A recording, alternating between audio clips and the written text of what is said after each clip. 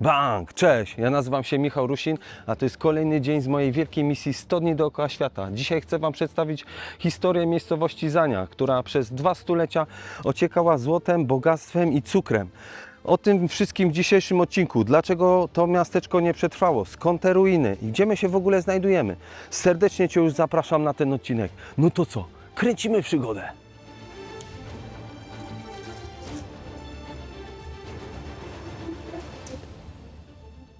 Bang! Dzień dobry, cześć i czołem. Witam Was podczas kolejnego dnia mojej wspaniałej peruwiańskiej przygody. Dzisiaj jest troszeczkę zachmurzenia, nie ma słoneczka, ale to nam nic nie przeszkadza, żeby udać się na północ kraju. Opuszczam Trujillo, tutaj to fantastyczne takie posthiszpańskie miasteczko, które mieni się tu wszystkimi kolorami. Jak widzicie na tych wszystkich fasadach piękne są różne kwiaty, bardzo czysto i powoli będziemy zmierzać w stronę północną do miasteczka Zania. Opowiem Wam za chwilę całą historię, ale sama nazwa trochę elektryzuje, bo na pewno kryje jakąś legendę.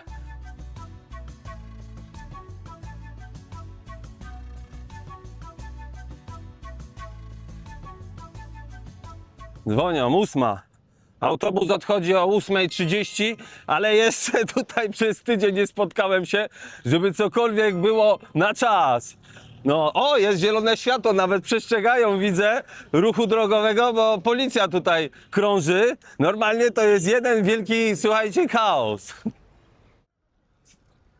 Nie wiem, czy mamy zielone, tu jest zielone, ale tu chyba nie. Ale piękne kolory.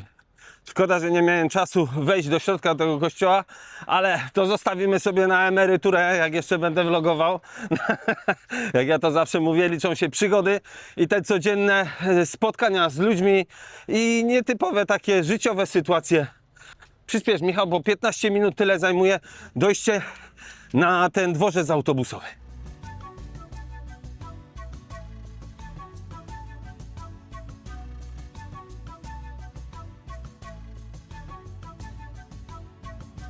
Przedwczoraj też podobne auto widziałem, a teraz hola. A teraz kolejny taki wehikuł czasu. Fajny kolor. Co to w ogóle jest? Nie ma nazwy. I tak stoją tutaj takie raz po raz, jedzie nasze Tico. Jeszcze Seicento brakuje i Skody 105. Kręcę i zaraz się okaże, że autobus mi odjedzie. Co chciałem powiedzieć, tutaj tak troszeczkę życie wstaje później. Zauważyłem, że ludzie tak około godzin przed 9 wcale się jakoś tutaj nie kwapią do pracy czy do jakiejś aktywności, bo dopiero to jakby jest przesunięte na resztę, po prostu na późniejszą godzinę. Nie tak jak u nas, że 6 rano i nie ma gdzie przez miasto przejechać. Tutaj trochę na luzaku jest wrzesień, to jest jakby taki koniec trochę zimy dla nich. Widzę tu ludzi w kurtkach, w puchówkach, czasem z dziwnymi wzrokami się mierzę, bo patrzą na mnie z góry na dół, ale ze względu na mój strój, bo już parę osób mi się zapytało, czy mi jest po prostu nie zimno, a ja mam pod na czole, bo naginam, jestem podwyższone, mam ciśnienie, puls z energii, z radości. Dzisiaj jeszcze taki plan jest, jedziemy na Głodniaka, buenos dias. Jadę na Głodniaka, bo lepiej mi się wtedy pracuje i mam też taką zasadę, że jak podróżuję, to raczej staram się nie kombinować nic z jedzeniem, bo z głodu się jeszcze nikt nie... A chyba tu mamy skręcić. Chyba tak. A mogą być różne komplikacje w stylu nieprzyjemnych dolegliwości żołądkowych. Dzisiaj tu są takie nagrobki. Można sobie kupić taką tablicę. Tak to mniej więcej wygląda jak u nas. To ciekawa sprawa jest, bo u nas się takich płaskorzeźb jakby nie stosuje. Można ze zdjęciem. Tutaj jak widzicie. Ja lubię ogólnie odwiedzać cmentarze w różnych krajach, bo różnie to wygląda. Tak się zakręciłem, że przeszedłem. Tu jest parking dla autobusów, tutaj wielu kierowców czeka na taksiarzy, a wejście jest w ogóle tam. Alright, buenos dias. Ogólnie się dobrze tutaj ludzie sprawują, jeśli chodzi o sprawy vlogerskie. Nie ma jakichś problemów, nikt nie skacze, nikt nie mówi, że nie. To tu jest. Wejście, dobra. Dobra, jesteśmy na miejscu. Pan mi tu potwierdził, że mam po prostu poczekać, więc rzucam toboły moje. A się przykręciłem jak zwykle. I czekamy. O. O, kolejny dzień, kolejna przygoda, mam nadzieję. I mam nadzieję, że będziesz ze mną. I w kolejnych też dniach zapraszam Cię serdecznie na 100 dni dookoła świata. Na razie jesteśmy w Peru, ale po drodze jeszcze zobaczymy Ekwador, Panamę, Kostarykę, Salwador, Nikaraguę, może Honduras, Nową Zelandię, może Fidżi. A dalej już nie będę mówił, to będzie niespodzianka. Jestem mega zdziwiony, bo jest 8:30 i autobus jest na czas, ale to widocznie dlatego, bo tu jest stacja początkowa. Jestem już w busie numer 3. Nie pakowałem swojego bagażu do luku, bo będę wysiadał po prostu w biegu i trzeba być czujnym, nie ma spania, żeby nie przejechać, bo musimy odbić od głównej drogi kilkanaście kilometrów, tam złapać może stopa albo no, jakąś taryfę. Więc no, trzeba cisnąć. Przegrody, jakby nie wiem, czy to są covidowe, czy o co chodzi, ale tu możecie zobaczyć, że każdy jest jakby odsłonięty. Ma trochę jakby niby takiej namiastki prywatności. No nic, plecak między nogami. Dobrze, że tutaj jest ta szyba. Po hiszpańsku fajnie się mówi. Oni mnie rozumieją bardzo dobrze. Dla Polaków chyba jest łatwa to języka. Korzystam z tłumacza. Szkoda, że nie mam takiego dodatkowego jeszcze, bo bym mógł to wszystko nagrywać, bo fajnie to brzmi i tak no, filmowo. Z kierowcy właśnie się zapytałem jeszcze raz, czy tam nie wysadzi, więc dlatego mam tutaj te toboły. Zobaczcie, tak se siedzę, ale spoko, bo to tylko 3,5 godziny, więc powinno być dobrze. Autobus odjechał tylko 4 minuty ze spóźnieniem i tu są takie drzwi covidowe. Kurde, ale pancerne.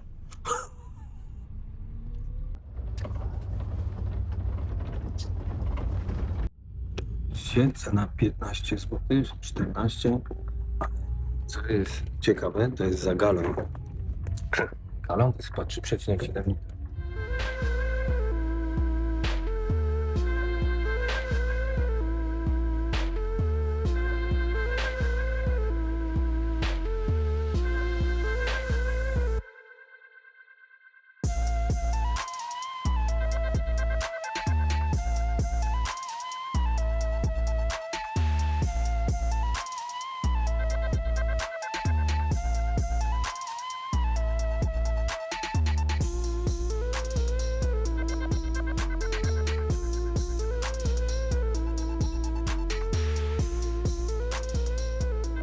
Zbieram się, plecak sobie tutaj zakładam.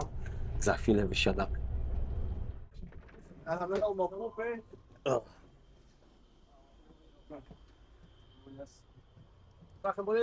Hello. No i dojechałem do Mocupé, tutaj po 4 godzinach, 200 km, no kolana mnie strasznie bolą. Jednak ten wypadek w Austrii dalej się ma we znaki, stąd jeszcze mamy do pokonania 15 km do wioski Zania. Tam jest nasz cel dzisiejszej podróży. Trzeba po prostu cisnąć. Takim dyliżansem oto przyjechałem, ale mnie nogi bolą. Tędy przebiega słynna droga Panamericana, czyli droga, która łączy Alaskę aż z najdalszymi zakątkami Ushuai w Argentynie, na samym prawie już kole podbiegunowym. I to jest fragment tej Panamericany. No nie wygląda za bardzo jak jakaś super autostrada. Jakiś gościu tutaj jedzie. Zania! Jedziemy takim diligencem. Gościu tu już podjeżdża. Nie wiem, ile to będzie kosztowało, ale się przejedziemy.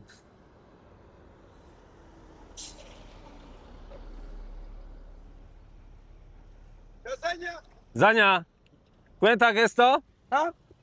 Dobra, bijamy. 15 zł. Żeby mi tu tylko nie wywaliło plecaka, bo tu nie ma drzwiczek.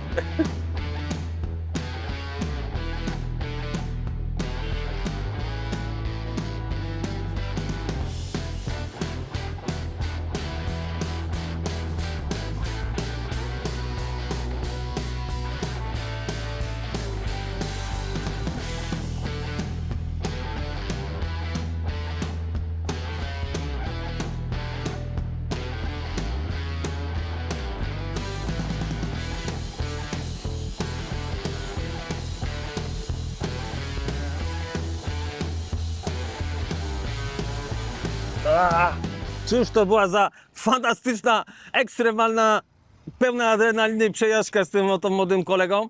Jesteśmy tu, gdzie chcieliśmy dotrzeć, czyli w miasteczku Zania. Już zaraz wam opowiem, tylko ureguluję płatność i lecimy. Chłopak nie miał wydać, więc machnąłem już ręką na to 5 zł, ale tak się przejął, że poszedł normalnie rozmienić i powiedział, że musi mi wydać resztę, że powiedział 15, to 15, a nie 20. No, fajnie. Po co my tu w ogóle przyjechaliśmy? A mianowicie chciałem wam opowiedzieć historię tego miasteczka Zania. Akurat w tym miejscu, w którym stoimy, życie toczy się swoim biegiem, tu ludzie mieszkają, ale zaraz na obrzeżach tego istniejącego miasta jest to starodawne miasto Zania, które w XVII wieku ociekało złotem, bogactwem i przede wszystkim cukrem. To tutaj Hiszpanie przywozili różności z Europy i Zania była stolicą tego regionu. Po prostu bogactwo wylewało się tu z każdej strony. Ale potem przyszła wielka powódź i zabrała, zmiotła dosłownie wszystko. I dzisiaj wam to opowiem i za dnia, i w nocy.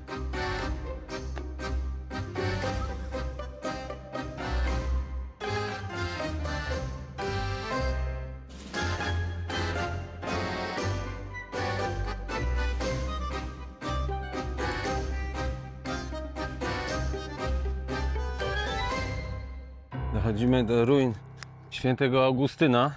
Tu legendy takie chodzą po tym miasteczku, że zakonnice, które mieszkały tutaj przed kilkoma wiekami, nigdy tych murów nie opuściły i że straszą po nocy, jeżeli się jest niegrzecznym. Dobra, ile tu? 6 zł.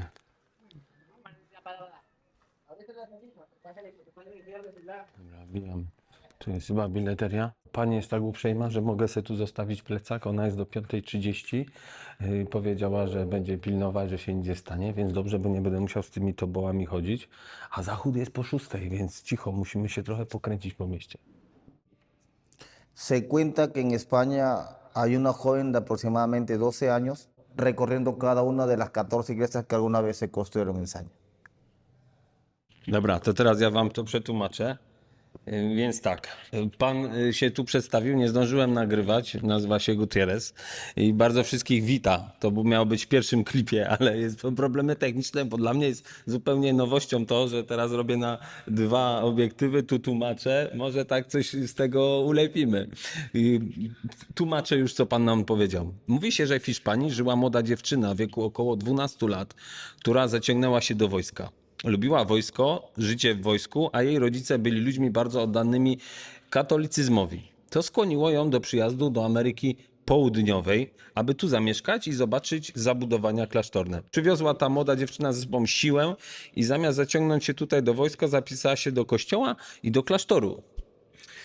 Wielu twierdzi, że to właśnie w tym kościele San Augustin zakonnica rozpoczęła życie monastyczne. I wiele opowieści mówi o tym, jak w pewne dni pełni księżyca około północy sprzedawano zakonnicę z narożnika angielskiego kościoła, która zmarła śmiercią okrutną w kościele i klasztorze, a jej dusza błąka się po dziś dzień po okolicy, odwiedzając każdy z 14 kościołów, jakie kiedykolwiek tutaj zbudowano. Ale tu mamy, zobaczcie, możecie zobaczyć taki backstage, jak tu będziemy siedzieć. La segunda historia que les voy a relatar es acerca de una historia de este convento. Aquí lo llaman el mulato sacerdote. E incluso muchos lo han visto como corear cánticos sacros arriba del coro. Druga historia, którą wam opowiem, dotyczy historii z pewnego klasztoru, nazywano tutaj księdzem mulatem. Wiele lat temu żył tutaj właśnie pewien czarny gość, który popełnił przestępstwo w starym mieście wicekróla i szukał schronienia w tym kościele. Spędził tu noc i zaczął wykonywać pracę dla mnichów. Ponieważ jednak nie został ochrzczony, a po śmierci wiele osób twierdzi, że został pochowany tutaj pod tym kościołem. Jednak z opowiadanych historii wynika, że jego dusza wciąż tutaj jest i też błąka się po okolicy.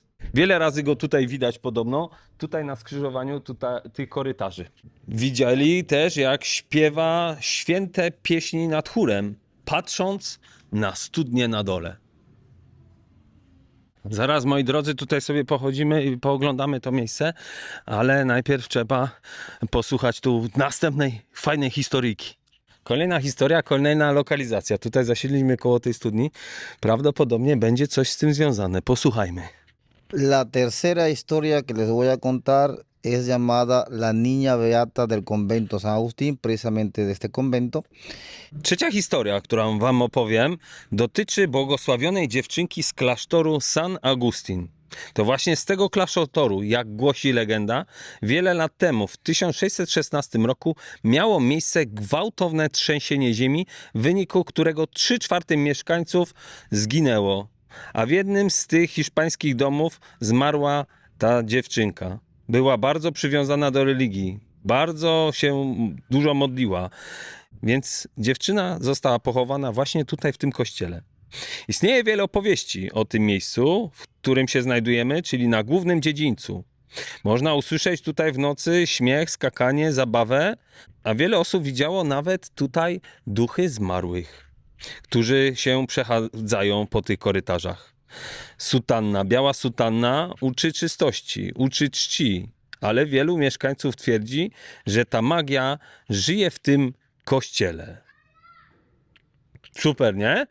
Nam się trafił przewodnik. Jeszcze jaka organizacja tutaj techniczna. Ja jestem trochę świeżakiem w tym momencie, ale to właśnie o to chodzi, że trzeba wiedzieć, na co się otworzyć. Nie to, że przyszedłem tutaj i mam swój plan, naczytałem się w internecie, tylko tutaj nam pan lokalny przewodnik opowiada o tej historii. A to, co będziemy później robić, bo pójdę tutaj w miejsca takie, które są otwarte, bo to nie jest tylko ten jeden klasztor, ten jest tutaj jako atrakcja turystyczna, jest ogrodzony murem, jest zamknięty to znaczy zamknięty, otwarty w danych godzinach, ale tu nie wolno się w nocy włóczyć, ale coś zrobimy w nocy, tylko w innym miejscu, bo to nie tylko jedyne miejsce, które tutaj jest pozostałością po tym starodawnym mieście Zania. Y te comento que nosotros como oradores turísticos estamos muy encantados de recibir amigos tan distinguidos como tú.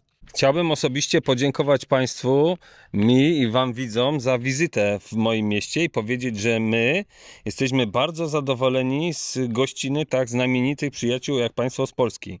Chciałbym również powiedzieć, że jesteśmy wdzięczni za informacje, które udostępniamy w tym kościele. Cenią nas tutaj, a wynika to z wdzięczności, jaką odczujesz wobec nas za przekazane informacje. Dziękuję Wam bardzo i jak mówię, zależy to od tego, jak cenisz siebie i innych.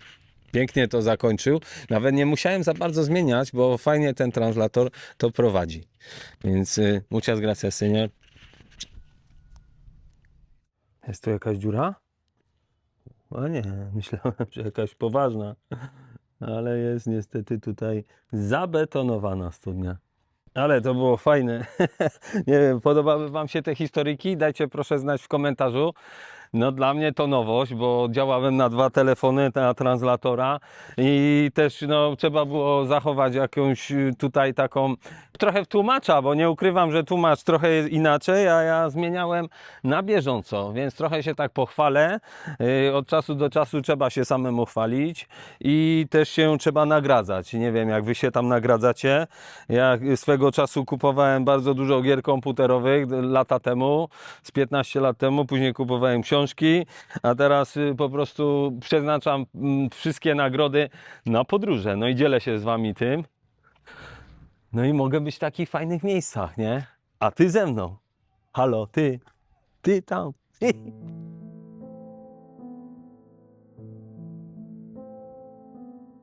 Zwróćcie uwagę na te sklepienia, jak zostały zachowane. Siły grawitacyjne działają, dosyć mocno to tam było chyba zaparte. Pewnie jest cegła do cegły. Przyszła powódź i zabrała wszystko.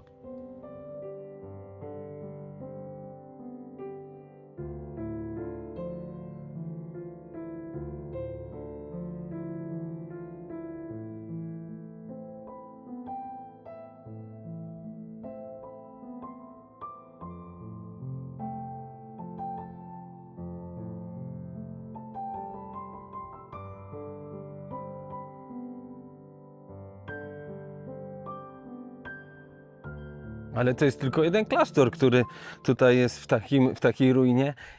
Grzejemy, lecimy na następne lokacje. Jeszcze zapytam się pani, czy na pewno ona tutaj jest do 5, żebym nie został bez tego plecaka. Takie klimaty, słuchajcie, to ja lubię. Wychodzę, zobaczcie, nic się nie dzieje. Tutaj pani jakiś Family Frost sprzedaje, czy nie wiem co to tam jest. Ale kompletna cisza, pustka. No, parę motocykli na krzyż jeździ, ale turystów zero, sami lokalsi. Tam jeszcze widzę jakieś ruiny. O, tam zmierzamy. To miasteczko, pomimo że w XVII wieku wymarło, to teraz też trochę jest takie na wymarciu. Tutaj zobaczcie, jak to jest zachowane. Coś tam próbują, żeby na to nie padało. Jakiś dach taki prowizorka zrobiony. Rusztowanie, ale to kwestia moim zdaniem kilku dekad i to się rozsypie, jeżeli to tutaj jest tak powiedzmy zadbane w cudzysłowie. Mamy gospodarstwo.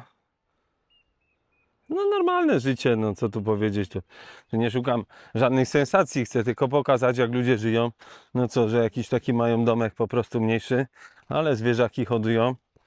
No jak byłem mały, to też na wsiach tak wyglądało. Może dom był bardziej okazały, no ale co? Z prochu powstajesz, proch się obrócisz, do grobu się nie weźmie, ani domu, ani złota, więc enjoy the ride, to znaczy ciesz się życiem, jedziemy z tematem. Jeszcze jedna sprawa, tutaj na każdym kroku na murze jest napisane no, jakaś reklama któregoś z prezydentów, bo jak możecie zauważyć i skojarzyć, w przyszłym roku będą tutaj wybory. I całe Peru jest po prostu obmalowane i to nie bawią się w jakieś tam billboardy, tylko biorą pędzel, farbę i takim ławkowcem jadą po wszystkich murach. No fajnie to wygląda, nie jest to naciapane. No ale no tutaj jakikolwiek konserwator zabytków nie działa tak jak w Krakowie, że nie można nawet potykacza wystawić.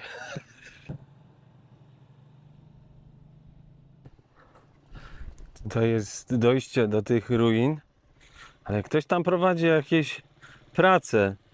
Tak myślałem przez chwilę, że tutaj mógłbym się gdzieś rozłożyć z namiotem. Może nie na tych grządkach, ale gdzieś tam w tych ruinach dzisiaj.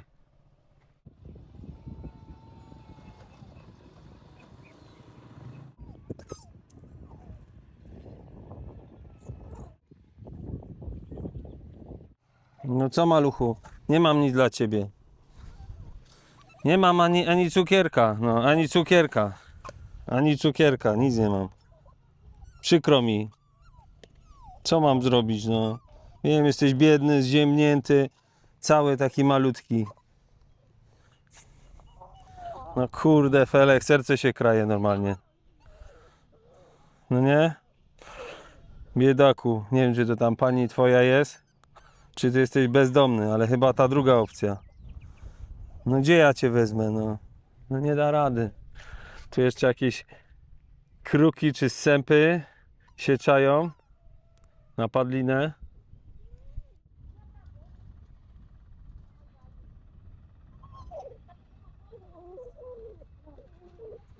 Takim największym antagonistą tej całej historii jest tutejsza rzeka Zania. No leci za nim, no młody, no. Chcesz tutaj coś powiedzieć do kamery?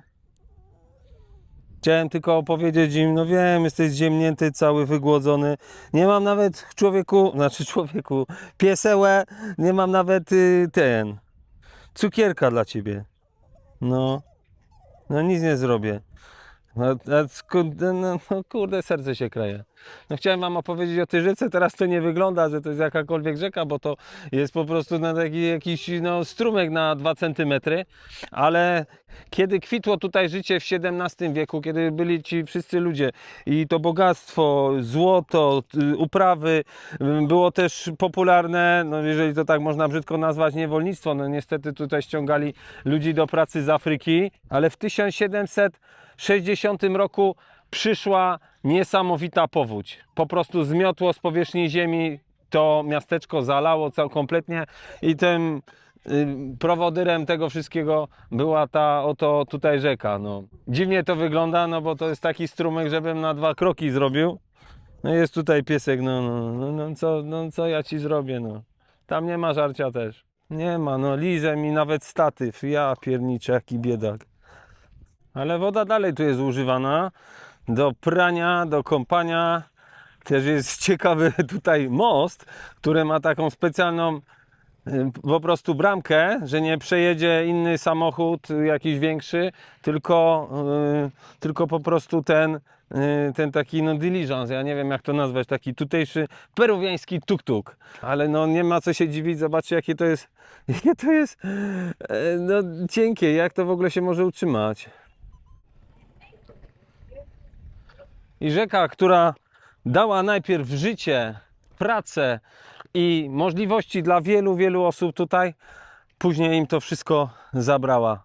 Zabrała plony, bogactwo, ludzie uciekli i miasto Zania już się nigdy po tym nie podniosło. Młody tu znalazł, skubany, jak on tam próbuje się wcisnąć, zobaczcie, wygląda jak szczur. O, biedaczek. A to ich piesek.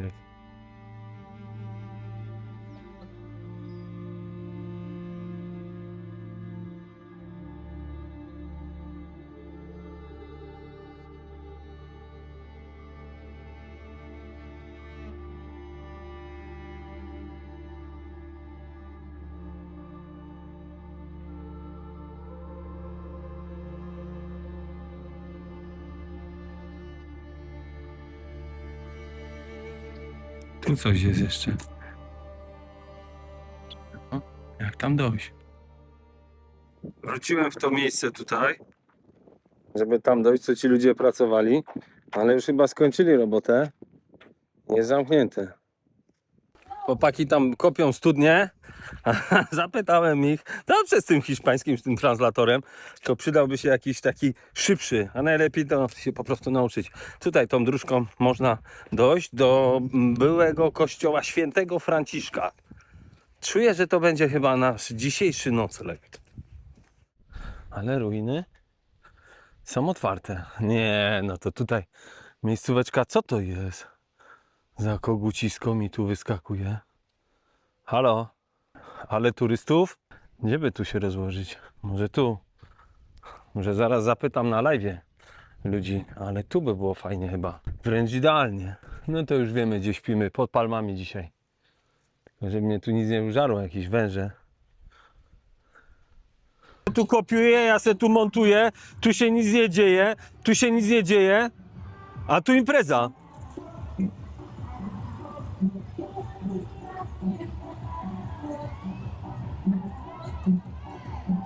Jakieś chyba urodziny. I to na bogato. Nie do McDonalda, tylko tutaj w Zania, w Peru jesteśmy świadkami urodzin chyba, może jakiejś komunii. Zobacz jakie mają sombrera. Meksykano.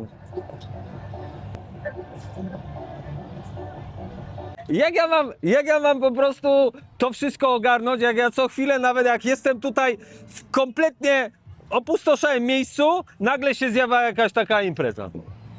Co tu jest? Jakiś napis ładny. A, dzieci ze szkoły katolickiej.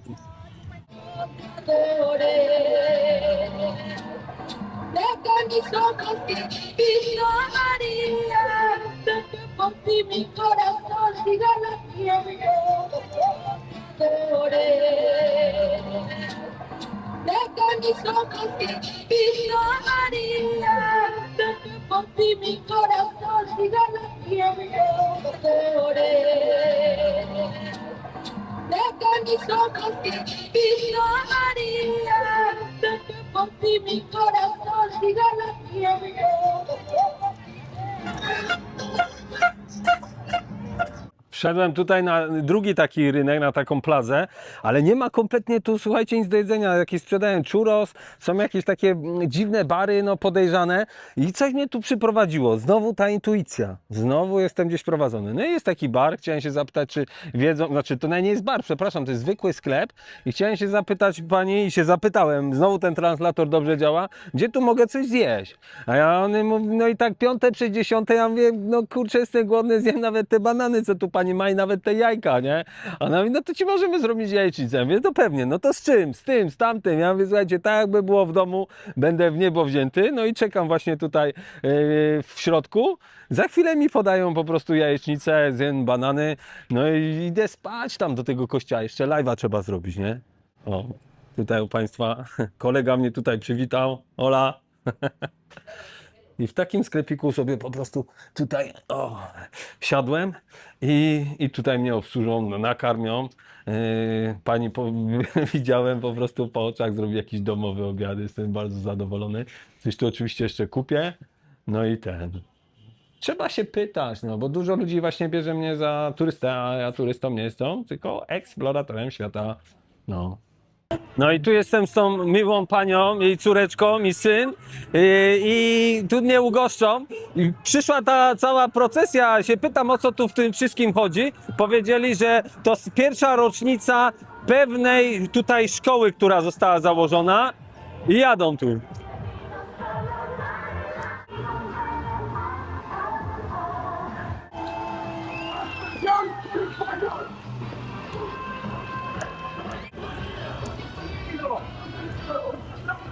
O, jest i Brazylia.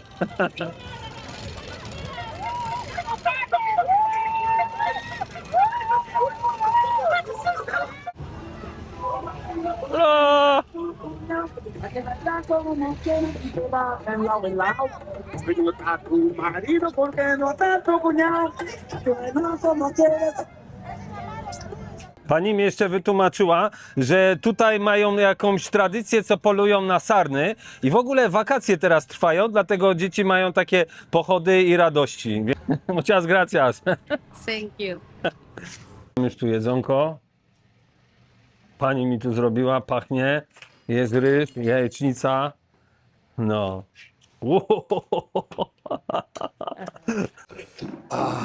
Powiem wam, że jeszcze nie jadłem na zapleczu w sklepie takim, no, wielobranżowym. Ale naładowała mi tu pani, bo ja myślałem, żeby zrobić, pytała się, czy mi zrobi z 2 jajek, nie? No ja pokazałem, że nie, że z 4, myślałem, że sama jajecznica, a tutaj, słuchajcie, omlet z 4 jajek, ryż, jeszcze jakaś fasola i jeszcze kurczaka mi tu przyniosła. No chyba to, co jedli na obiad. Ale pojem. Przyszło do zapłaty i napiłem się tu nawet Inka Colę i wodę mi dali i cały ten obiad i pani po prostu nie weźmie pieniędzy i koniec. No, ani nawet za napoje, czy to nawet sklep jest, aż mi głupio, ale mnie tu pani ugościła i nakarmiła. Muchas gracias. Nie. I tu pani tak samo jeszcze. Gracias.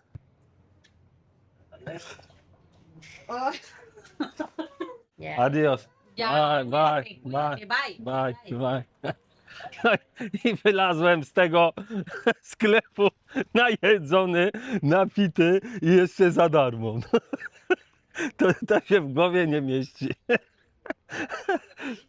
No i kroczę ku naszej dzisiejszej, znaczy wieczornej, o kurde, ale bym przywalił, destynacji, czyli ruiny kościoła świętego Franciszka. Trochę jak na Słowacji, godzina 18-19 i wszystko wymiera. Gdzieś sobie siedzą w domach przed telewizorami. Troszeczkę się chłodniej zrobiło, musiałem bluzę zarzucić, wiatr się wzmaga, ale jutro odpocznę. Dzisiaj jest przygoda. Déjà vu. Już dzisiaj tędy szliśmy, ale nie ma nikogo. Nigdzie. Żadnej strony. Tam są nasze ruiny. Słuchajcie, przed chwilą sprawdziłem na live'ie. Po 2 godzinach 10 000 osób oglądało. O, co mi tu leci? Kurde, wleciałoby mi do ust. Trzeba wiedzieć, kiedy gębę zamknąć. Nie chcę nic mówić, ale się trochę zanosi, jakby miało lać. No, to pora jak najszybciej rozbić obóz. Tu jeszcze jest otwarte. W tych ruinach nie byliśmy. Nie wiem, czy to dobry pomysł, czy nie lepiej rozbić namiot. Może jakoś na biegusiu. Wiatr się wzmaga. Może coś gruchnąć z tamtych chmur. Tam jest jakiś chyba nagrobek. Już sprawdzamy. Na pewno. Albo jakaś tablica o pamięci. Kwiaty włożone. To ślady wyglądają jak od kul. No, tak podziobane. Urodzony 1538, zmarł 1606, czyli 62-68 lat. To sporo jak na tamte czasy. Dobra, naginam, bo mi się nie podobają te chmury. Ale dobrze, dobrze. Jeszcze nie pada, więc jest jeszcze czas. Nie mogę oderwać wzroku od tych widoków. Popatrzcie.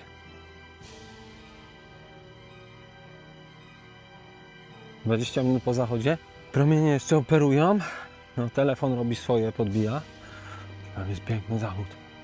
Ciekaw jestem, czy ktoś się zdziwi, że mnie nie rozjechał. Nie będę na tej drodze tu spał. Już tutaj nie sądzę, żeby ktokolwiek tędy jechał. Dobra. Myślę, że tu, pod tym murkiem, będzie ok. Trochę się ufajdam. No ale co zrobić?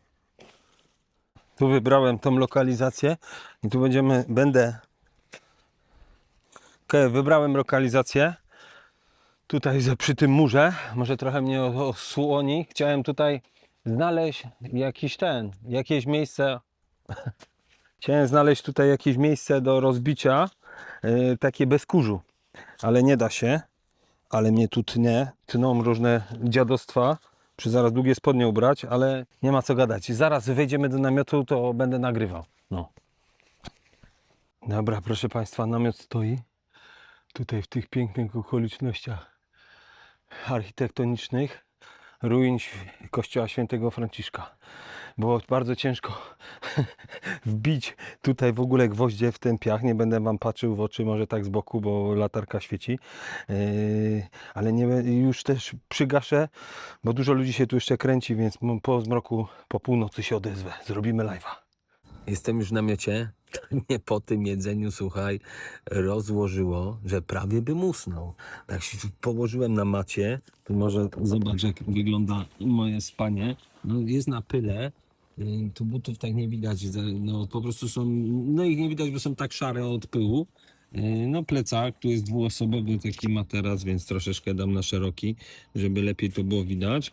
Mata, śpiworek, to można odpiąć, bo ja nie lubię takiej mumii, tylko czasem jak kołdra, żeby się przykryć. Mam zawsze worki z boku, te, które się później chowa tropik i całą resztę oprzyrządowania namiotu. No i co, no w bluzach było zimno, czołówka, latarka, torba ze sprzętem, ładuje się i tyle. I nie ma co się tu za bardzo... A, poduszki nie wyciągnąłem. Właśnie, mam poduszkę. To jeszcze poduszkę trzeba wciągnąć. Nie po to wiozę przez cały świat poduszkę, żeby później przy rozłożeniu namiotu raz po raz z niej nie skorzystać. Co to tam? Myślałem, że coś się rusza, czy idzie, a to wiatr. Jeszcze słychać, jak ktoś tam w oddali robi jakieś roboty.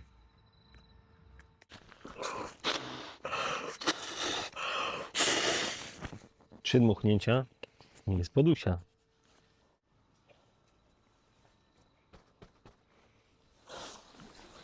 O, ale wypas. To ja się może chwilę zdrzemnę, nastawię sobie budzik na 11:30 i robimy live'a. Jeżeli oglądasz ten film z opóźnieniem, to wejdź na live'a, tam jest sekcja tych filmów i będzie na pewno dostępny. Zapraszam.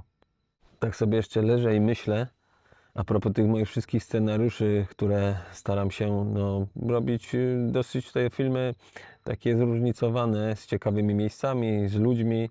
Oczywiście to trzeba wypośrodkować, bo nie jestem w stanie sam wyprodukować takiego filmu, jak mi ambicja podpowiada, ale to w przyszłości. Spokojnie, Michał, spokojnie, na razie tak.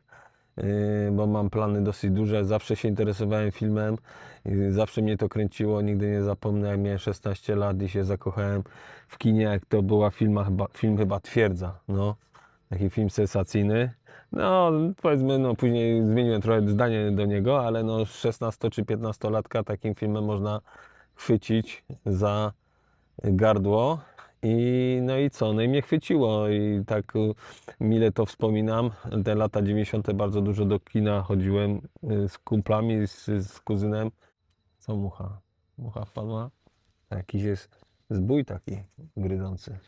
No i nie dokończyłem. Chodziło mi o to, że teraz sam kręcę filmy, ale ambicja moja sięga dużo, dużo dalej niż po prostu to, co robię w tej chwili. Bardzo mi się to podoba i taki jest, mam poczucie, że spełniam dwa w jednym, bo nie dość, że filmy, to jeszcze po prostu jeżdżę po świecie i jakiś wycinek życia tych ludzi spędzam razem z nimi. Jak zauważyliście po moich filmach, często jest tak, że są poprzeplatane, jest jakieś miejsce, czy jakaś sytuacja, jakaś osoba. Coraz więcej tych skurczybyków. Sorry, załatwiłem muchę. No to był taka końska. Mimo użarła pewnie. No straciła życie, niestety. Jestem killerem. No i teraz jeżdżę sobie po świecie i spełniam te dwa marzenia. Dzięki, że jesteś ze mną. No. Warunki są jakie są, nie każdemu to pasuje. No mi ten kurz też nie siedzi, ale no umówmy się, lepsze to niż jakby miało być jakieś oberwanie tutaj chmury. Dobra, to ja na dżemkę i za chwilę się obudzę tuż przed północą. I sprawdzimy, czy tu są jakieś duchy.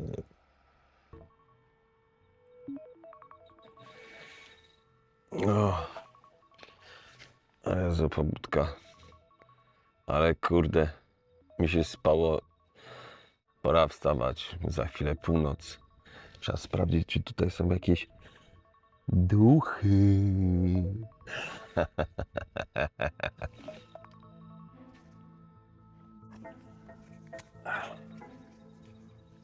Trzeba założyć. I gotowi jesteśmy zobaczyć te duchy. Wow.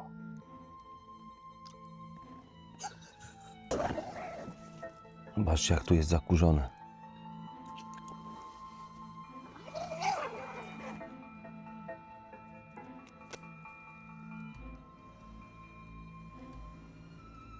Statywik. Ma jakiś zwierzów? Nie ma chyba. Mam nadzieję.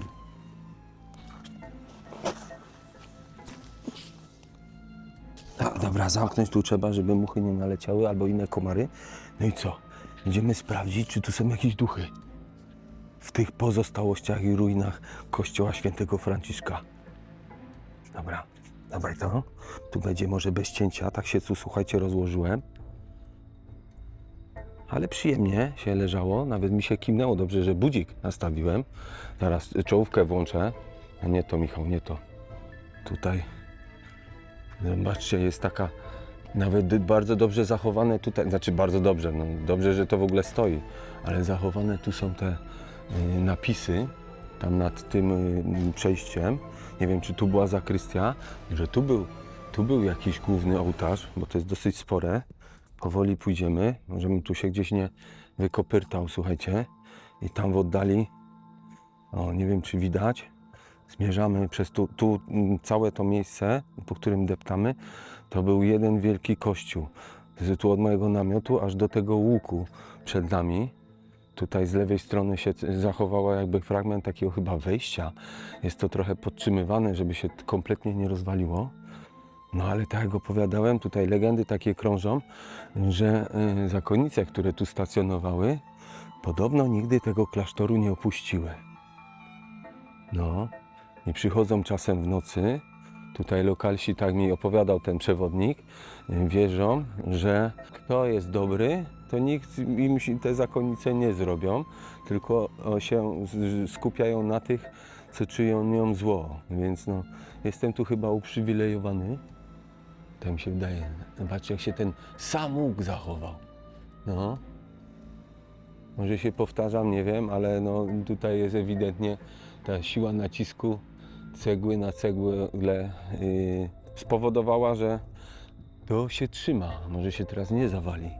Dobra, tu jeszcze jest taka, widzę, część. Tutaj tak samo łuk się zachował. O, tutaj. No, ile to ma? Ja wszędzie to tylko mierzę, słuchajcie. No tu jest 2 metry, 4. 6 metrów gdzieś ma takie sklepienie. Nie wiem jak te ujęcia nocne. Sprawdzamy, nic się tu nie dzieje. Tutaj jeszcze zauważyłem, słuchajcie, że jest taka sprawa, że na tych cegłach po prostu jak deszcz padał, to ta cegła się rozpuściła i zrobiła taki nalot, że pokryła te cegły taką warstwą gliny rozpuszczonej z tego, co spływało z góry.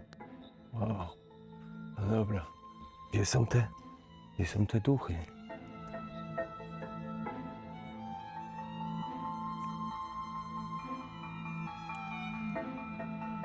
Co się tam ruszyło? Te krzaka? O kurde. No nie wiem. Słyszeliście to? Nie. Tam gdzieś, jakby stamtąd. Jakiś zwierz, no bo to... Dobra. Powoli idę do namiotu. No. W namiocie może mi się nic nie stanie, chociaż to jest tylko... Słuchajcie, namiot to jest przecież tylko kawałek lekkiego nylonu, szmata. Nic więcej. Z wrażenia też mi czołówka spada. Tu. O kurwa. Ja pierniczę, jeden kamień i bym się o niego normalnie wywalił. Ja tu mam szczęścia, tu płasko, nie ma nic, tylko długie włosy i słuchajcie, gumka mi zjeżdża.